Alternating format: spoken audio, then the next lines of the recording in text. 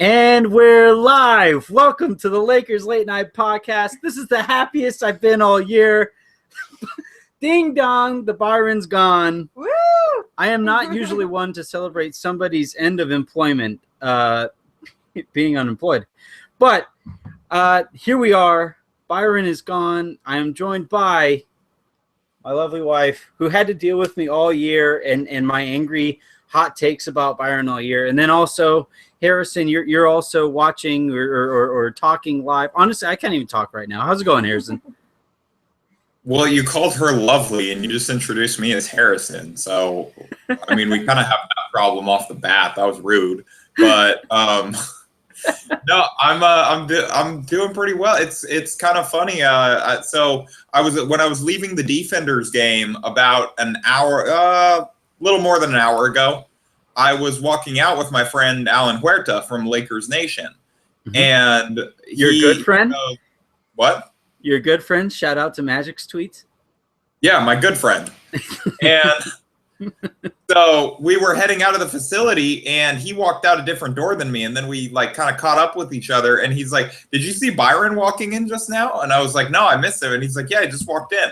And so I didn't think too much of it, but I tweeted out, just in case anyone's wondering, Byron's at the Lakers facility. And then I started to think, I'm like, why would he be there on a Sunday night? And so I guess he's packing up his stuff.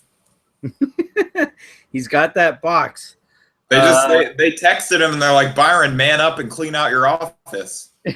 Man up and clean up. All right, so this is how this is going to work. I don't know if anybody out there has a beverage of choice. I have in front of me a shot of Fireball in honor of everybody in front, who was there for the Summer League last year. That was our drink of choice. So because Jen had to deal with me throughout the year, and it was a rough year, listening to Byron just dump on the Lakers youth. Here we are. So here's mine. Here's Jen's. Everybody out there, cheers. Harrison cannot drink, so you will not partake. And also, it's not very journalistically whatever. So here we go. Salud.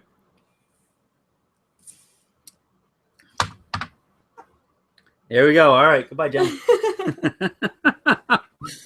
I just wanted Fireball. I don't know if you heard that, but she said all she wanted was Fireball. I heard it. That's my wife. This is not going how I expected it to go. What's that? This is not going how I expected it to go. Yeah, sure. Go ahead and distance yourself from the pre-show talks that we had. All right. We don't have production meetings before the show. One would think based on the shows we wouldn't. So we'll just go ahead. Well, I actually do want to talk about this stuff. There are angles to take on this story. And yeah, it's kind of a big story, actually. Yeah, it turns out. But so I got the news. I was pulling in into the driveway when we got the news. And my initial reaction was, holy bleep. We finally made it, right? Holy crap, this has finally happened. And my second take was, what the heck took so long, right? If this was going to be the result all along, why not can the guy right when the season starts? I honestly can't find an explanation. I don't know. I don't think that this was going to be the result all along, because all the reports were that they were deliberating. So either this was not an easy decision for them to make and they had to think about it, or they just wanted the appearance of that to kind of appease the other all the Showtime people littering their organization and the coverage of them. So I don't know which one of those it is. I can't speak to that. But it's like the reports are that there were deliberations going on. This was not always going to be the outcome. So I think that both of us would agree that they made the right decision, I don't know that it was as foregone of a conclusion as it would have been if, say, you were Lakers GM. Right. My thing is, how would this not have been the ending result? This guy had, what did he finish with? 38 wins in 2 seasons? And I believe it was 38 wins in 2 seasons. Right, and I don't have it in front of me. Shows how prepared we are, but I don't know how many wins D'Antoni finished with in his worst season, right? And D'Antoni was right, and D'Antoni was fired in large part due to lack of results. And if the Lakers are going to be consistent, and if the Lakers are going to try to appeal to this brand of we are the best, we are the top basketball brand out there, they can't then turn around and not fire this guy. And look, I'm not saying that, I'm not saying that it's not good to think about these things, but if they hadn't been thinking about it throughout the season, then what were they looking at the season as? I mean, I'm sure that they were thinking about it throughout the season, but it just sounds like, you have to understand that these people, at least a lot of people in the organization were friends with him for a long time. And so I don't think that it was necessarily on a personal level as easy of a decision to make as it is for all of us that are more removed from the situation. And this isn't to defend. I mean, they ended up making, I think, the right decision in the end. I'm just trying to look at it from other perspectives and think about what maybe they were thinking that caused them to take so long. Can't we just say that it's an inept organization to a certain extent? Can't we just say that this was the obvious move to make and they waited 2 weeks too long or a week too long? And because they waited so long, the top 2 candidates on the market are now off the market. I don't know would you consider Scott Brooks definitely a higher tier candidate than Luke Walton? Because I think Thibodeau is definitely number 1. I mean, yeah, I actually think so. Because the thing with Luke is he makes a ton of sense on the peripheral standpoint, right? That he's involved with Golden State, and everything that Golden State touches goes to gold, except for Stephen Curry's knee. And he's a former Laker, and he's a Southern California guy, and everything that has to do with that, great. But in terms of actual ability to put in place a system and develop young kids and get everything that he can possibly get out of them, Scott Brooks is far more proven than Luke Walton. Now, might we be singing a different tune if the Lakers plateau just like the Oklahoma City plateaued under Scott Brooks? Sure, but for the time being right now, I think Scott Brooks is a better candidate than Luke Walton, or was. We don't know anymore. Yeah, I mean, that's fair to say because he does, like you said, he has the proven track record. I just think that Luke, to learn enough under Steve Kerr and to continue to keep that atmosphere going in what has to be a really tough situation coming into, you're defending your title and lead them to, I believe, what was it, like a 40-4 record? It was insane. Yeah, and so he's not, that's not all just out-talenting other teams. He definitely helped along the way there. And so I do think that there's potential there. But yeah, maybe you're right. I mean, Brooks definitely does have the more proven track record. That's a certainty. And to Luke's credit, we had this conversation early on in the process, right? When Byron Scott came out of the gates and fell on his face, and Luke Walton came out of the gates and helped get the Warriors to the spot that they were. And there were a couple games there. There were a couple close games that people credited Luke and said that, he kept his cool. He made whatever adjustments he could, and the Warriors, maintained their high level of play.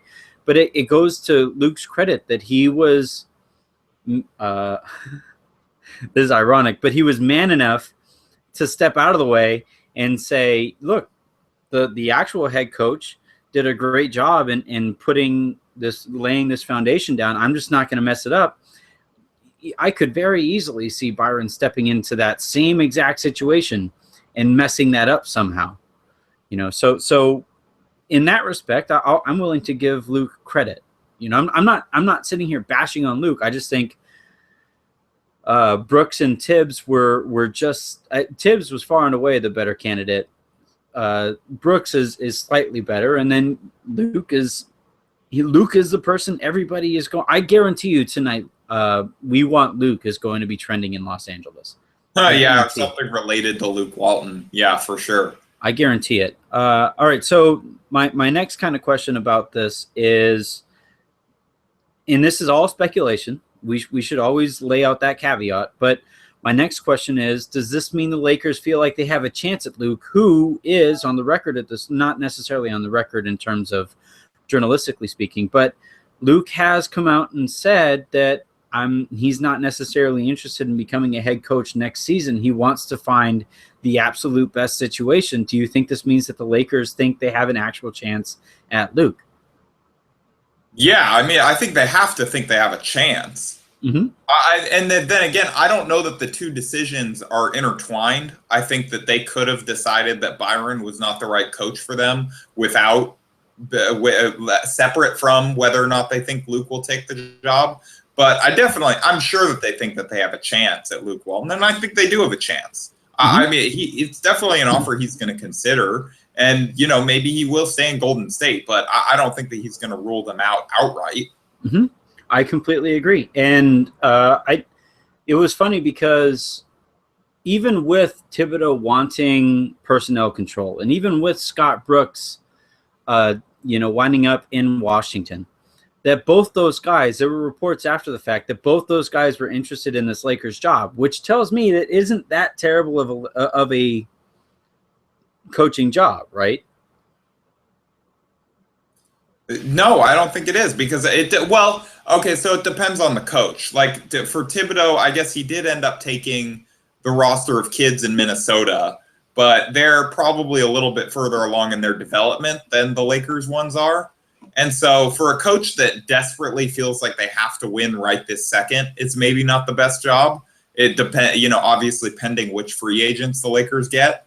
But I think otherwise, like, I don't know I don't know that there are a lot of coaches that would rule it out, just because you would think that there would be some patience with the next guy because of that young roster.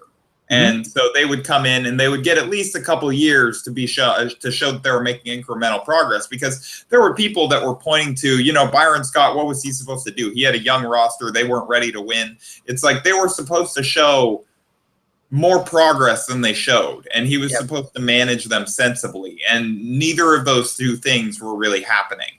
And so the Lakers decided to move on. But I think that if a coach like, say, Scott Brooks, back when he was available, but what he did with the Oklahoma City Thunder, where he came in and he really let those guys have the opportunity to spread their wings, then I think that that's the kind of coach that the Lakers are going to be looking for. And I think that if a coach comes in and does that, then they're going to have pretty good job security. And the obvious counterpoint to Scott Brooks is Russell Westbrook is 6'4", can jump out of any gym and is just an animal on the court. And then Kevin Durant is a 7-footer who can dribble like a point guard and shoot like, some of the greatest shooters that we've ever seen. So there's the tendency to think that those guys were going to be great no matter who they played for. But there was never a moment in Scott Brooks' early tenure where you thought to yourself, is this guy hurting these guys, hurting either of those two guys? And then that's without mentioning Serge Ibaka, who I think has outdone his projections. And then James Harden has definitely outdone his projections, right? And all those guys look back on Scott Brooks and said that he played a part in that. Whereas with Byron Scott, D'Angelo Russell has the talent, you would think, to be an easy first-team All-NBA rookie candidate, right? But there's a lot of question as to whether or not he's actually going to make it there. And I think it has a lot to do with the fact that Byron Scott held the dude back. And it's just nice that, it's great to hope for whoever they bring in next, there will not be that same concern that would have loomed over the Lakers had Byron Scott remained for this upcoming season. Yeah, I agree. All right, so we'll just go ahead and we'll wrap this up. We just want to do a really quick podcast. Honestly, I just wanted to take a shot on the air. I can't lie. Drink responsibly, everyone. Yes, and Uber, please, Uber. And Lyft. Lyft is really good too, especially out here in the Harbor Heights area. But What's next for the Lakers then? Do they? I mean, you have to think that we'll start hearing about interviews with hopefully Luke. Ettore Messina will probably come in. What's the next bit of news that you're already pre-writing as of right now?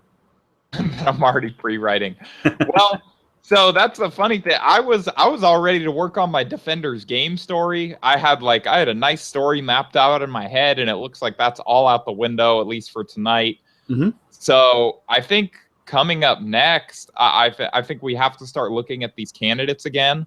Which ones are going to potentially interview for the job? You mentioned Walton. You mentioned Messina. I saw it was reported by Woj that Kevin Ollie would be a guy that they'd possibly look at. Kevin Durant ties there.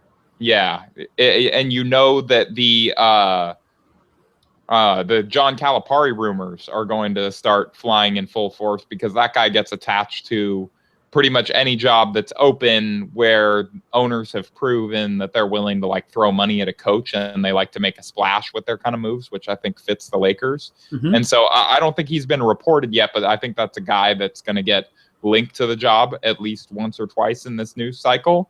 And I don't think he's the most likely candidate, but his name's going to come up. I'm not sure. What other names are you thinking?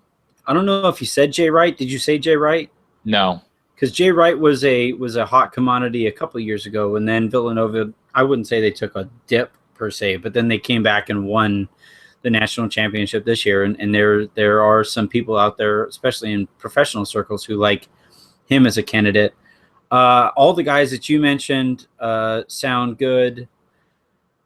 I don't know if you mentioned Jeff Hornacek. I kind of like the Jeff Hornacek angle. Yeah, I actually kind of like him too, especially with Clarkson and Russell and the whole dual point guard thing, because they can both play that a little bit. And he was able to manage Bledsoe and Dragic, and I think that's actually an interesting choice. Right. So those, I think, the list that you and I put together is pretty. The other name that I kind of like that I forgot to mention, but is that Heat assistant, Dave Fizdale.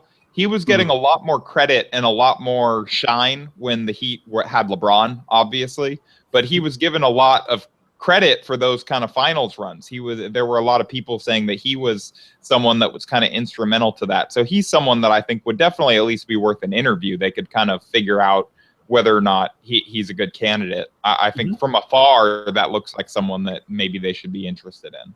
Right, yeah. Fizdale at Alfonso Hoops, if he's listening, there's no way he's listening right now. He's on the East Coast. But he's somebody who I get constant praise on my timeline about, from him and all of the rest of Heat Twitter. So basically, it's addition by subtraction. That's the story here, right? This guy is gone.